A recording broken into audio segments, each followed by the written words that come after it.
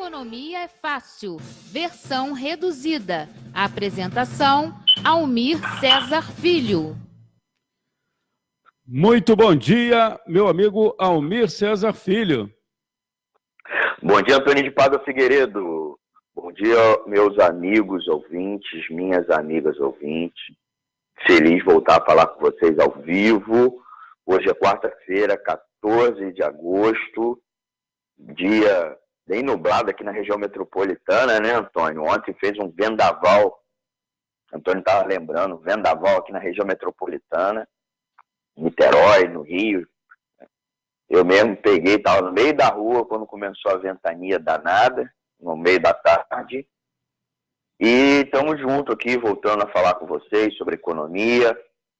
Queria saudar meus colegas economistas, que ontem foi o dia do economista, né? Ontem a gente acabou não falando, né, por questão do tempo. Mas aí saudar o profissional que, como eu, defende a sociedade, que busca a prosperidade e a justiça social obtida com planejamento ou com a organização da produção, né? Muita gente se diz economista, inclusive servindo aos banqueiros, aos grandes patrões, e nem formação de economista tem, sabe, Antônio? Então, eu queria saudar os economistas, né, que foi a data da primeira regulamentação, porque economista que é economista é registrado junto aos conselhos regionais e ao Conselho Federal de Economia. Fez formação ou bacharelado em economia, 5 anos, né? A maior parte dos cursos de graduação são 4, são 3, mas é 5 anos de economista, ou fez uma pós-graduação, estrito sensu, né? Um mestrado, doutorado, e não meramente um cursinho e depois se apresenta para a sociedade como economista, tá bom? Muito menos analista de mercado, analista de investimento. Isso tudo aí não é economista, tá bom, gente? Então, queria deixar registrado aqui bem no começo da nossa transmissão, tá? E, é claro, pedir aos nossos ouvintes, aqueles que estiverem assistindo pela live do Facebook, compartilhar e curtir, né?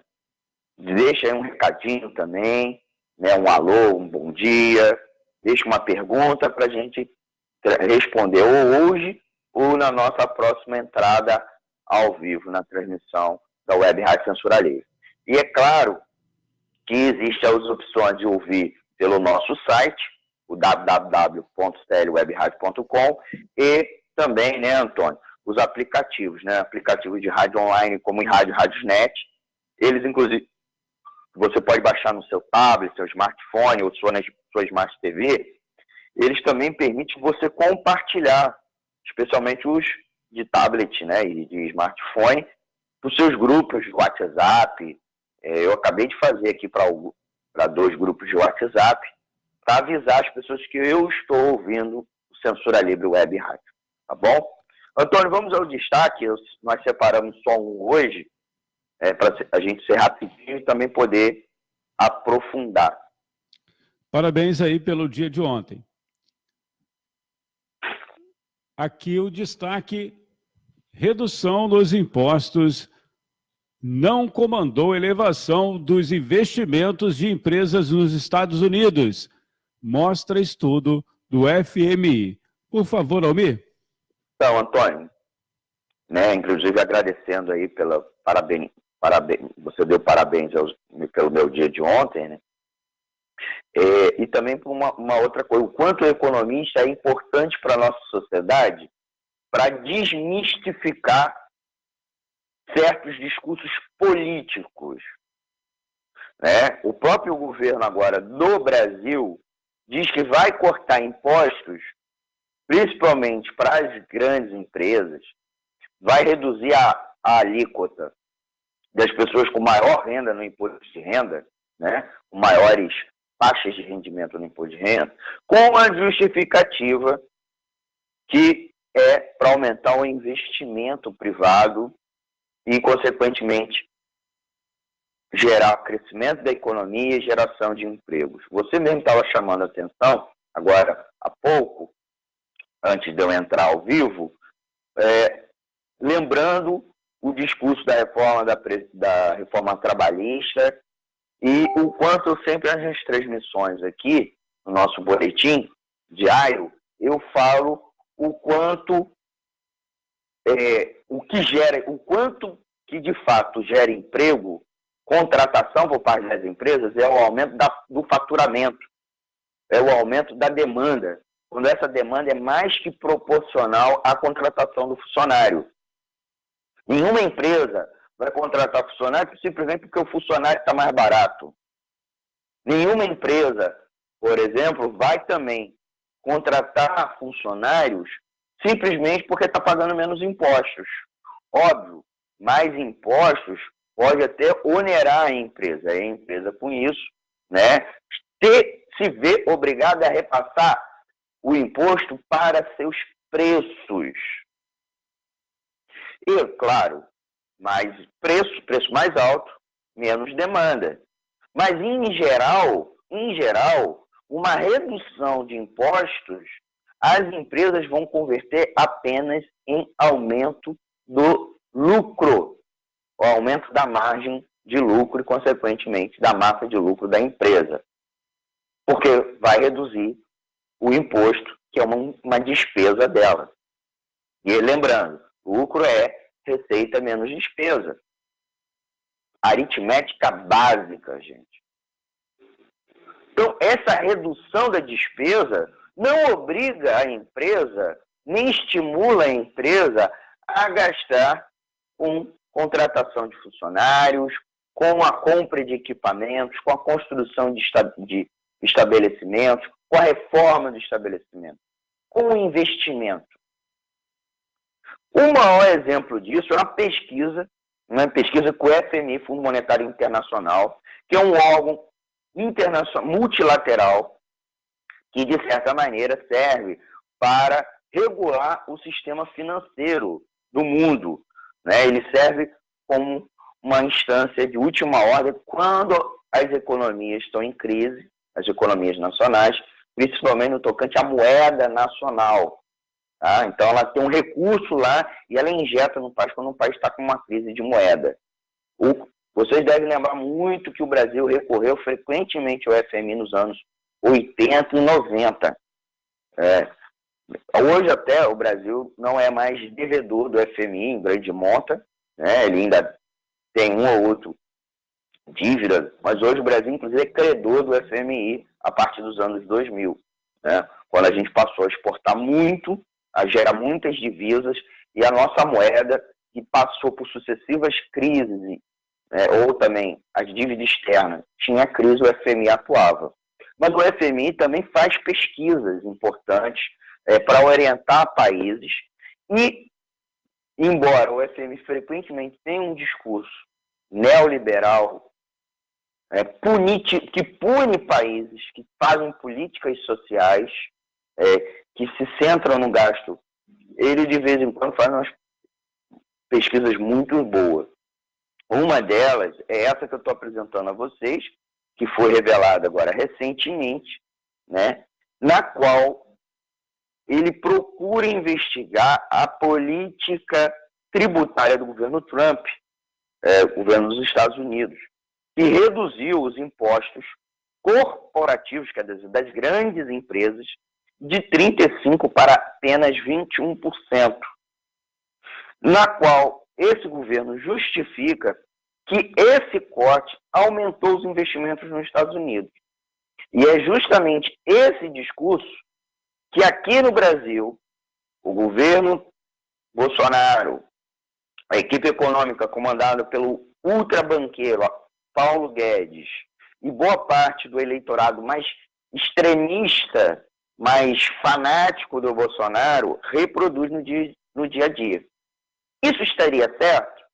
A pesquisa do FMI disse que está errado. A maior parte do ganho que as grandes empresas tiveram com a redução dos impostos, com os cortes de impostos, foi usada, sabe para quê? Para recomprar ações das próprias companhias.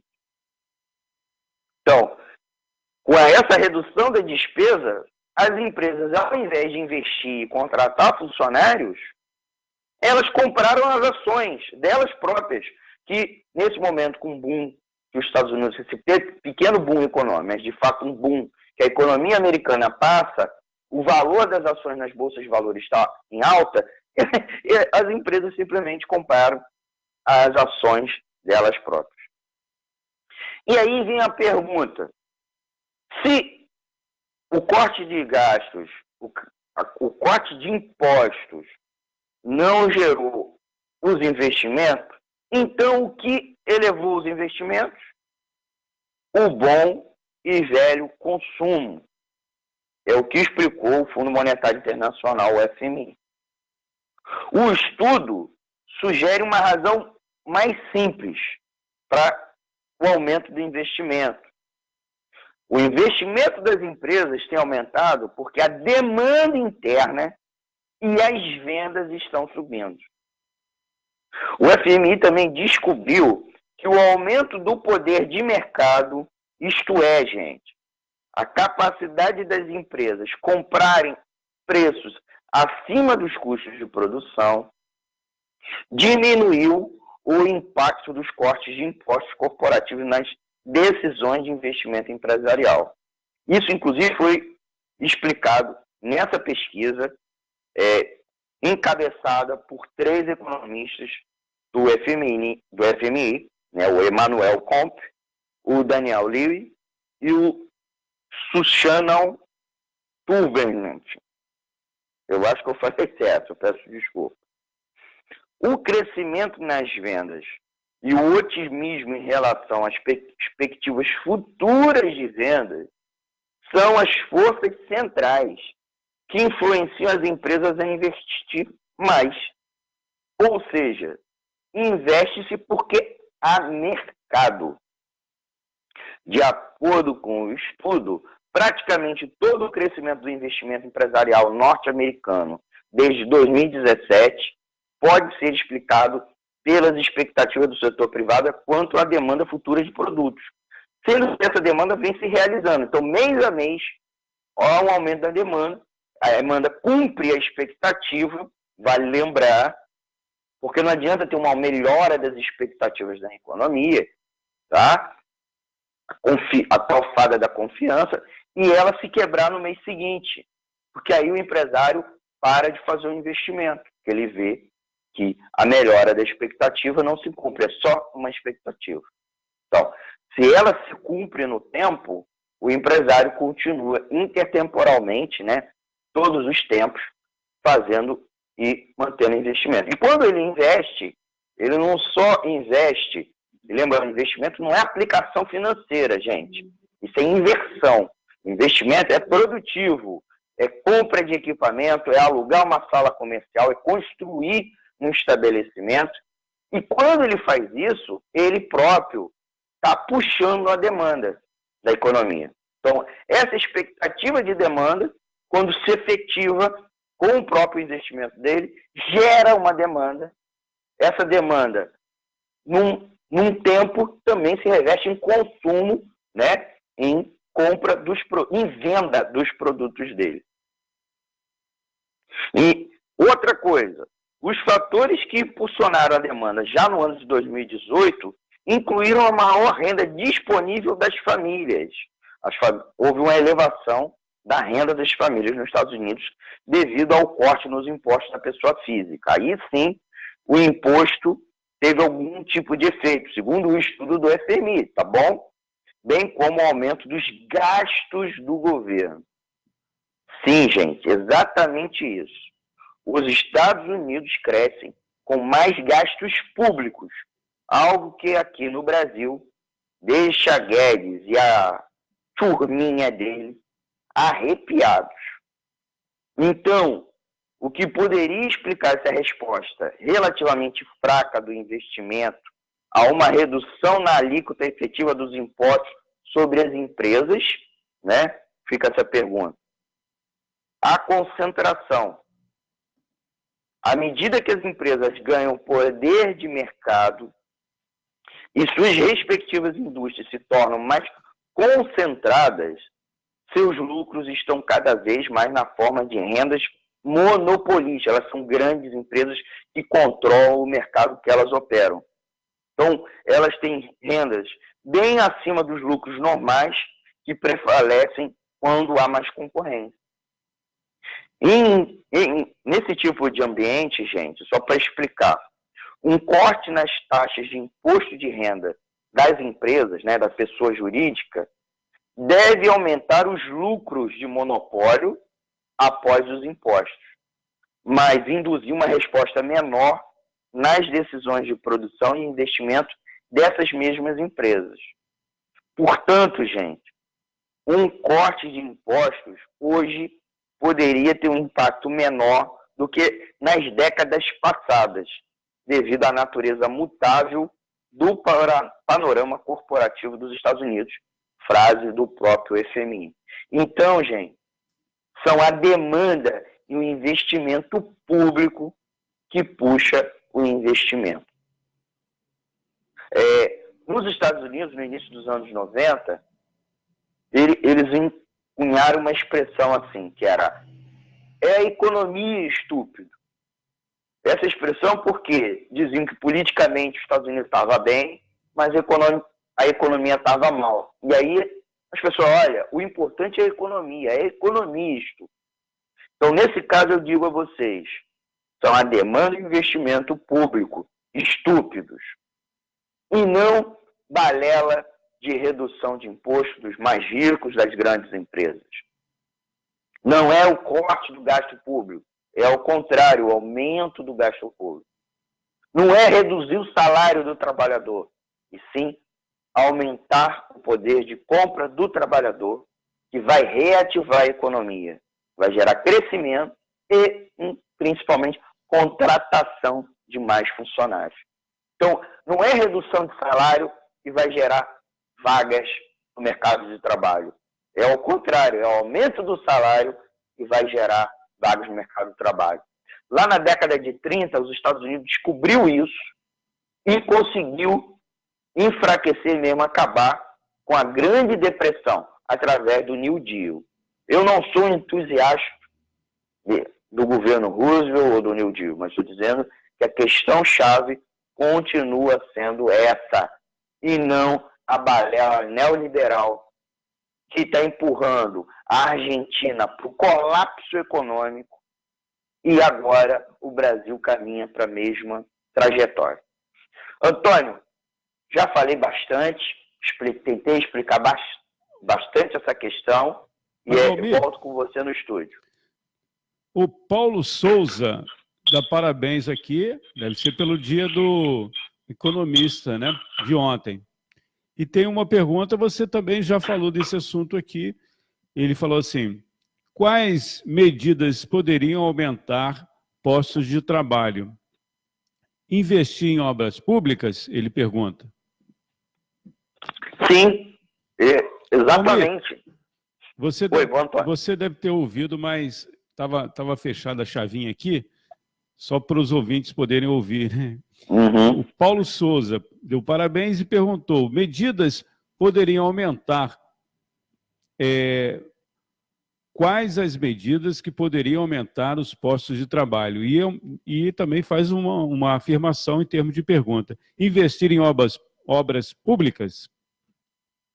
Sim, Antônio, exatamente. Uma das medidas que devem se fazer nesse momento para retomar o crescimento da nossa economia é o investimento público, são as obras públicas. Você, meu amigo ouvinte, você, minha amiga ouvinte, deve estar vendo por aí várias obras paradas.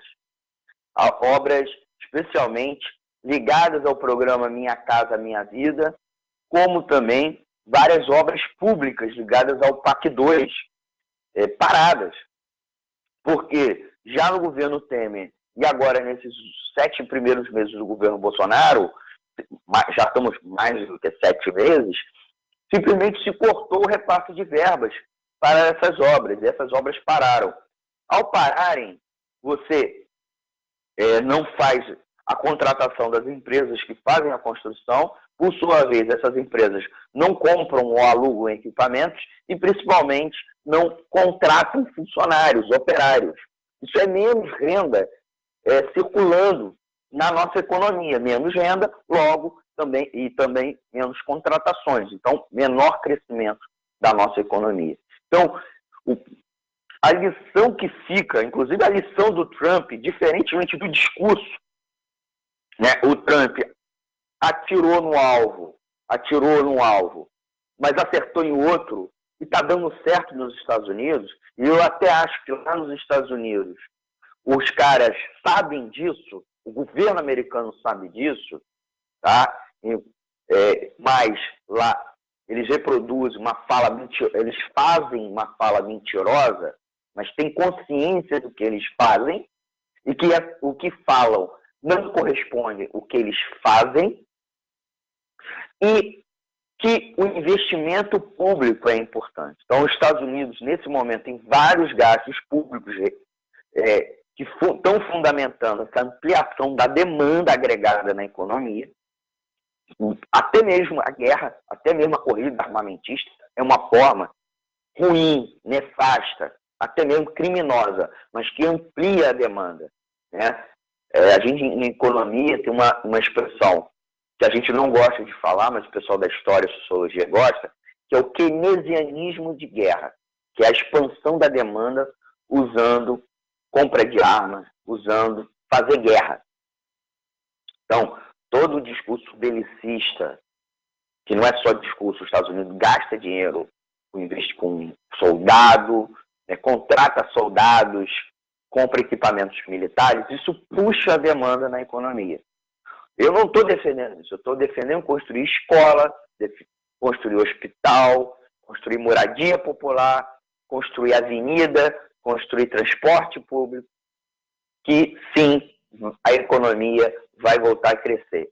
E uma observação, para concluir, para ser breve, a gente pode aprofundar isso num outro momento.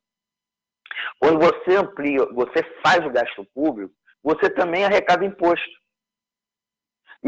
Isso é uma coisa que os economistas sabem há mais de 200 anos, mas os neoliberais e os banqueiros mentem para a população, dizendo que tem que cortar despesa para enquadrar despesa na receita. Mas toda vez que o governo corta despesa, ele, num segundo momento, esse corte vai impactar na queda da arrecadação. Porque se eu não estou contratando funcionário, se eu não estou contratando empresas para fazer obra, se eu estou mandando embora terceirizados, eu estou reduzindo também o gasto dessas empresas e o pagamento de tributo dessas empresas. E aí o governo arrecada menos. Então, a queda da arrecadação do governo também é provocado pela queda da despesa. Então, até esse problema estaria sendo resolvido se o governo voltasse a fazer investimento público. E as empresas privadas, como mostra a pesquisa, inclusive, por isso que eu sou um dos defensores de não se fazer privatizações. Porque as grandes empresas, você vai vender uma estatal, essa estatal vai ser uma empresa privada. Ela não vai estar mais sob o controle do poder público. E aí a lógica dela não é mais atender a sociedade, é simplesmente fazer lucro. E se o lucro pode ser obtido sem ampliação do investimento, as empresas vão fazer isso. É o que está acontecendo com a Petrobras. À medida que a Petrobras, mesmo que não formalmente passa a agir como uma empresa privada, mas na prática está agindo como uma empresa privada, o que a Petrobras está fazendo? Está fechando as refinarias dela, mantendo o preço dos combustíveis lá nas alturas, sem fazer novos investimentos. O maior exemplo é o Comperj, que poderia estar gerando milhares e milhares de empregos, e hoje é um gigante canteiro só com uma partezinha em construção e começo de operação, gerando uma baita crise econômica para os moradores de Itaboraí, São Gonçalo, Niterói e região. tá bom?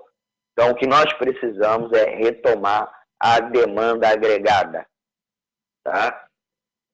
Investimento público, gasto público de um lado e do outro, aumento do poder de compra do trabalhador. Então, não é reforma trabalhista, não é reforma da Previdência, que inclusive tiram dinheiro do trabalhador. Antônio, é contigo. Pedir desculpa aos nossos ouvintes, para encerrar, porque por conta do tempo, né, Antônio? E a gente volta a conversar amanhã com os nossos ouvintes. Tenta voltar ao vivo às 8h30. É claro, como o programa é ao vivo, pode ter uma dificuldade nesse exato horário. E, é claro, eu convido os ouvintes para o Economia Fácil Versão Estendida, às 8 horas da noite, às 20 horas, todas as quintas-feiras. Né, Antônio? E dúvidas, críticas e sugestões, deixe uma mensagem nas nossas redes sociais, mande um e-mail para a gente, para economiafácil@gmail.com, economiafácil@gmail.com, e é claro, assista a programação do Censura Livre Web Rádio, www.clwebradio.com. Antônio, com você no estúdio. Muito obrigado, Almir, um excelente dia. Obrigado, Antônio. Obrigado, meu amigo ouvinte. Obrigado, minha amiga ouvinte. Amanhã estamos aí de novo. E obrigado por nos ouvir. Fique ligado à Web Rádio Censura Livre, a voz da classe trabalhadora. Economia é fácil. Versão reduzida. Apresentação: Almir Cesar Filho.